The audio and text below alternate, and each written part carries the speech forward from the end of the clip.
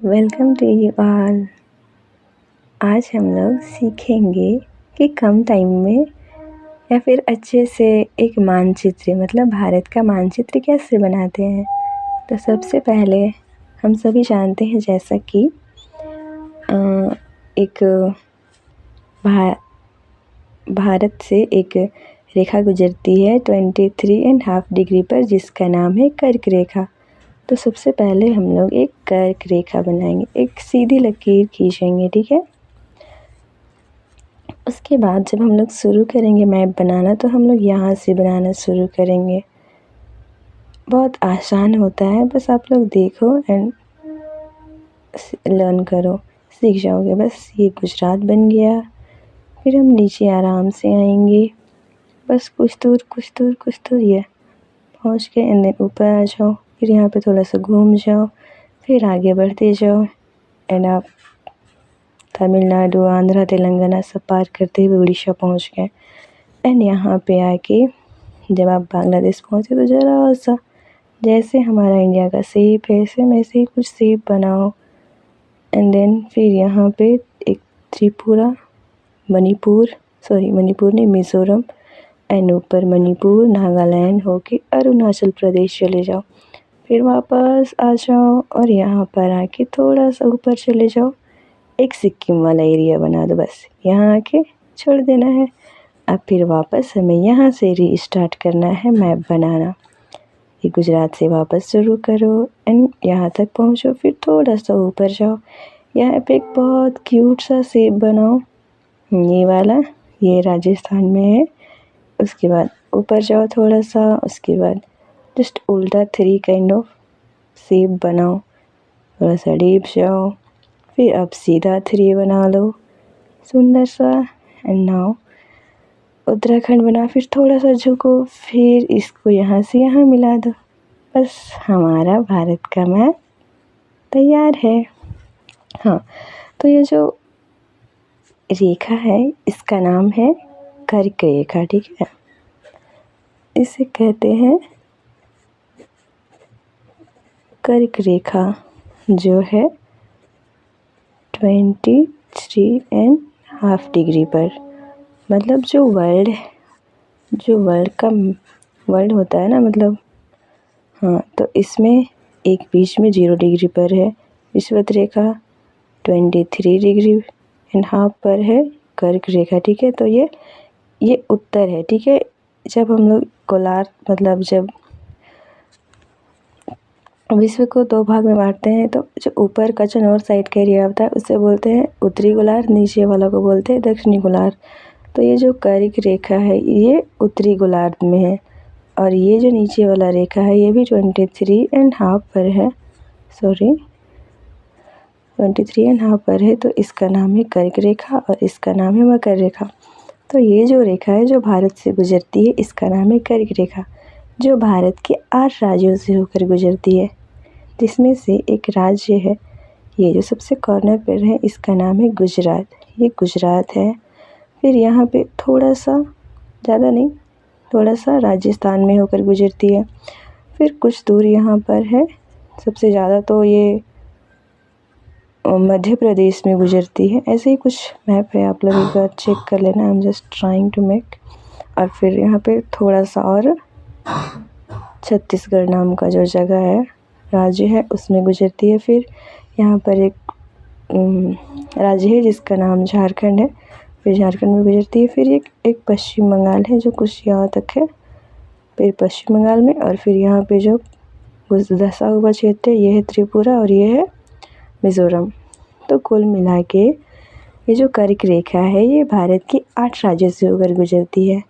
पहला हो गया गुजरात, दूसरा हो गया राजस्थान, तीसरा मध्य प्रदेश, उसके बाद छत्तीसगढ़, फिर झारखंड, फिर पश्चिम बंगाल, फिर Tripura and then lastly Mizoram.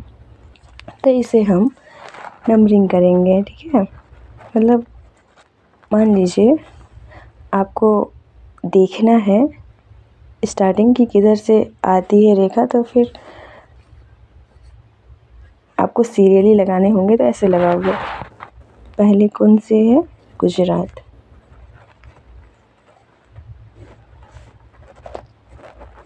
दूसरा है राजस्थान। फिर थर्ड नंबर पर है एमपी। मैं शॉर्ट में ही लिख देती हूँ ताकि ये जल्दी ख़त्म हो जाए। उसके बाद है छत्तीसगढ़। अब इससे आगे आप लोग लिख लेना छत्तीसगढ़। फिर फिफ्थ नंबर पर है झारखंड। सिक्स्थ पर है वेस्ट बंगाल। सेवेंथ पर है त्रिपुरा एंड लास्टली मिज़ोरम। ठीक है, तो ये जो 8 राज्य हैं वहीं से होकर कर्क रेखा गुजरती है। और एज वी ऑल नो कि भारत में 29 स्टेट्स हैं। तो अब जब हम लोगों ने 8 स्टेट्स यहीं पे देख लिए तो हमें अब कितने स्टेट्स देखने बाकी हैं? ओनली 20। तो हम लोग उसे कैसे देखेंगे और कैसे जानेंगे? उसे याद कैसे करेंगे? देखो, ये जो यहाँ पर ही ऐसे बटा हुआ है एरिया, ठीक है। ये वाला तो अपना लद्दाख है ये, और ये है जम्मू एंड कश्मीर वाला एरिया। ये तो यूटी बन गया है एक ना।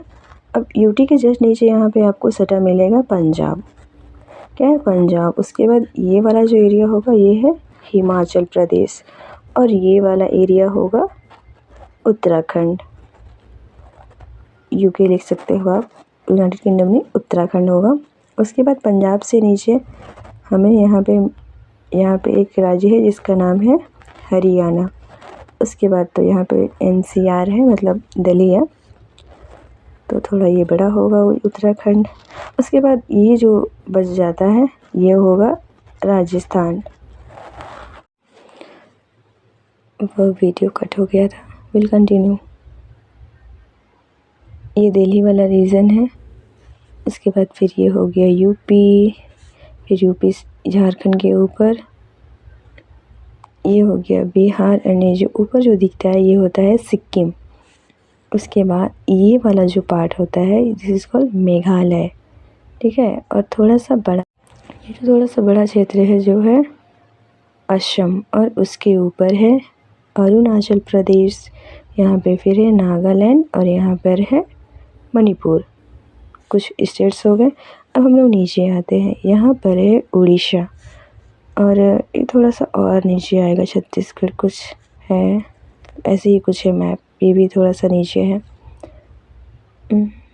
फोकस।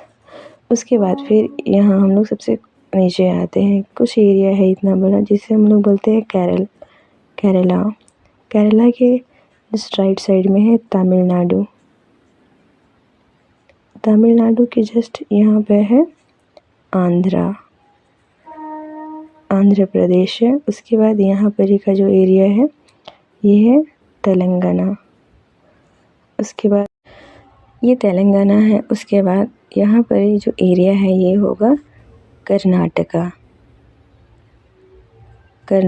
और उसके बाद फिर महाराष्ट्र, और सॉरी यहाँ पे गोवा भी तो होगा, हाँ गोवा।